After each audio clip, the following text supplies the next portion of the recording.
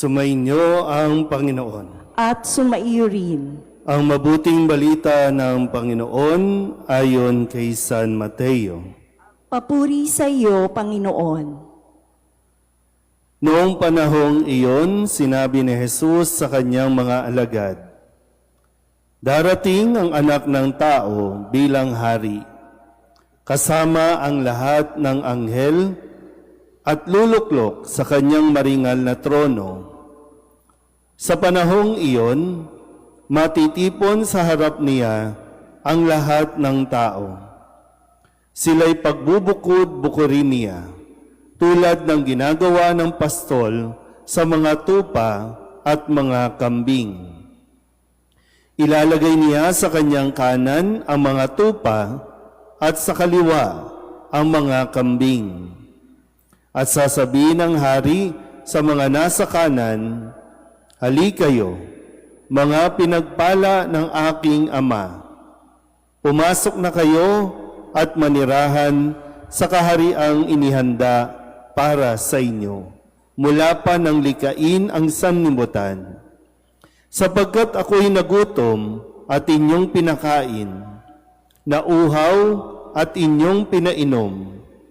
Ako'y isang dayuhan at inyong pinatuloy.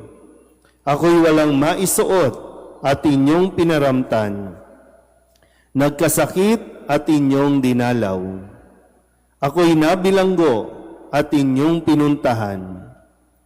Sasagot ang mga matuwid, "Panginoon, kailan po namin kayo nakitang nagutom at aming pinakain, o nauhaw at aming pinainom?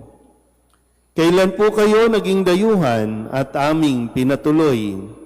O kayo'y walang maisuot at aming pinaramtan? At kailan po namin kayo nakitang may sakit o nasa bilangguan at aming dinalaw?" Sasabihin ng hari, "Sinasabi ko sa inyo, nang gawin ninyo ito sa pinakahamak sa mga kapatid kong ito ay sa akin ninyo ginawa." At sasabihin naman niya sa mga nasa kaliwa, "Lumayo kayo sa akin, mga sinumpa, kayo'y pasaapoy na di mamamatay, na inihanda para sa dyablo at sa kanyang mga kampon. Sapagkat ako'y nagutom at hindi ninyo pinakain, nauhaw at hindi ninyo pinainom. Ako'y naging isang dayuhan at hindi ninyo pinatuloy. Ako'y nawalan ng maisuot at hindi ninyo pinaramtan. Ako'y may sakit at nasa bilangguan at hindi ninyo dinalaw."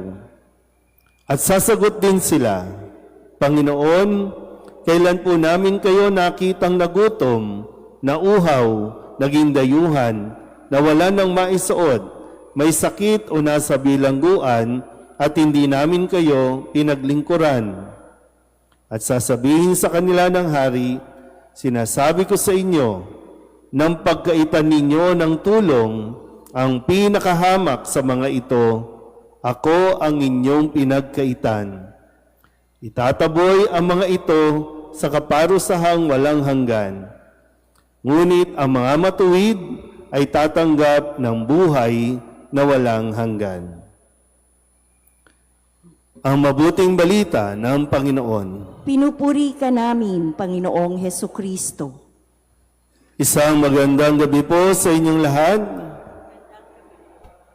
Ngayon po ay Lunes, sa unang linggo ng 40 araw na paghahanda at bahagi ng itinuro sa atin at ipinaalala nung tayo po ay magsimula ng Kwaresma noong Miyerkules ng Abo. Meron 3 bagay na ipinaalala sa atin: ang pag-aayuno, pananalangin, at paglilimos o almsgiving.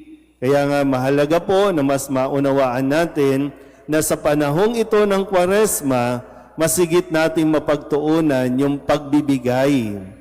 Hindi sa araw ng Pasko ang gift-giving. Mas mainam na sa panahon ng Kwaresma, dito tayo nagbibigay. Kasi ito nga yung panawagan, di ba? No, yung pagbibigay, paglilimos. Although sinabi sa atin na kung magbibigay ka, wag na ito maging pakitang tao lamang. Okay po? Okay.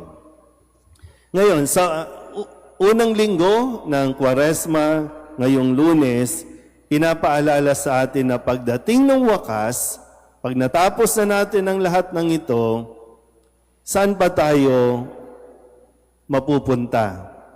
Sa langit o sa impyerno? Alam ko naman, lahat kayo, sasabihin ninyo, wag muna po ngayon. No? Wag muna ngayon. Kahit ayaw mo ngayon, ganun pa rin yan. Kahit na sa impyerno ka mapupunta, sabihin mo mang wag muna ngayon, pero sa impyerno ka pa rin pupunta. Kung gusto mo sa langit, at sasabihin mo wag muna ngayon, sa impyerno ka talaga mapupunta kasi tinanggihan mo pareho eh. Naintindihan po ba? Okay. Kaya, sinabi sa atin sa Ebanghelyo, paano ba tayo makakapasok sa langit? May ibinigay na talinghaga. Paghihiwalayin ang tupa sa kambing. So, yung tupa at kambing. Ngayon, saan tayo mapapabilang? Sa bahagi ng mga tupa o sa bahagi ng mga kambing? Sa tingin niyo ba? Tingnan niyo nga mga katabi ninyo kung ano ba, tupa ba o kambing?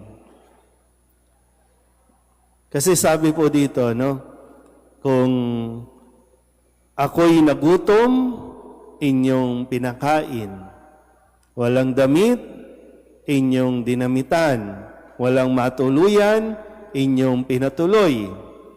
Nagkasakit, nabilanggo, inyong dinalaw. Dahil dyan, dito kayo sa kanan.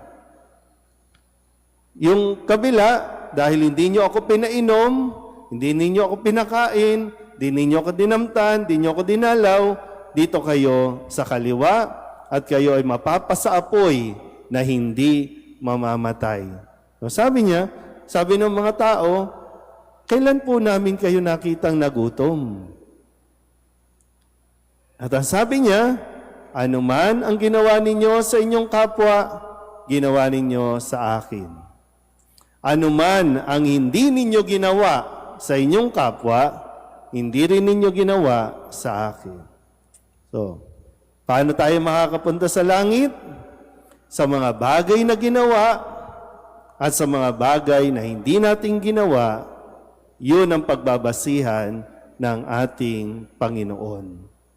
Nasa atin pong piling ang imahe ng Santo Niño, ganun din ang imahe ng Nazareno. At may mga deboto na nangangalaga dito, na talagang ginagarbuhan, inaayusan, at talagang matindi, no? Hindi po yan bawal, no? Hindi yan masama. Pero sa konteksto na ating pinagninilayan, hindi yan ang magdadala sa inyo sa langit. Hindi rin ang pagmimisa ko. Hindi rin ang pagsisimba ninyo. Hindi ang pagrorosaryo.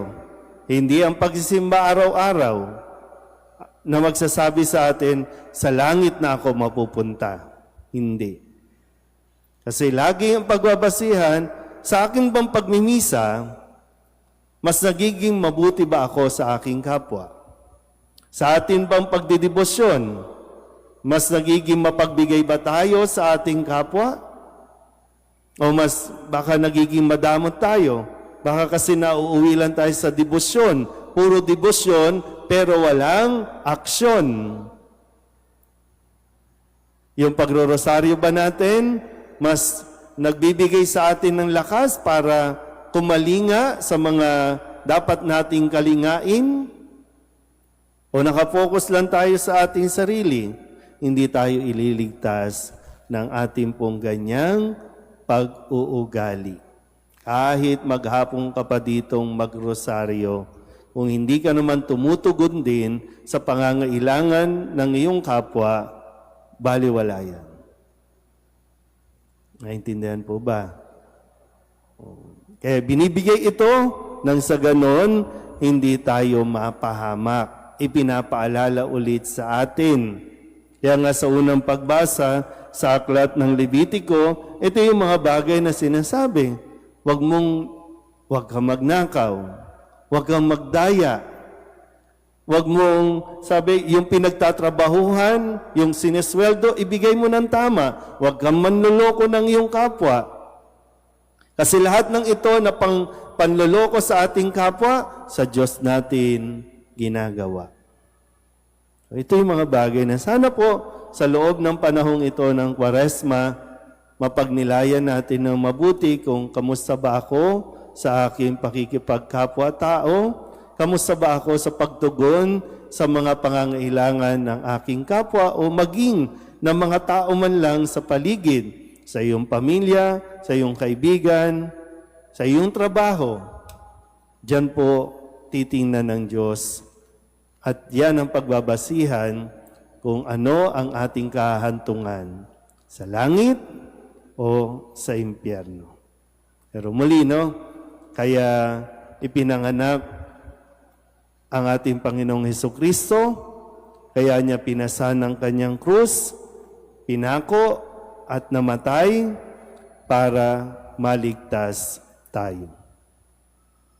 Amen?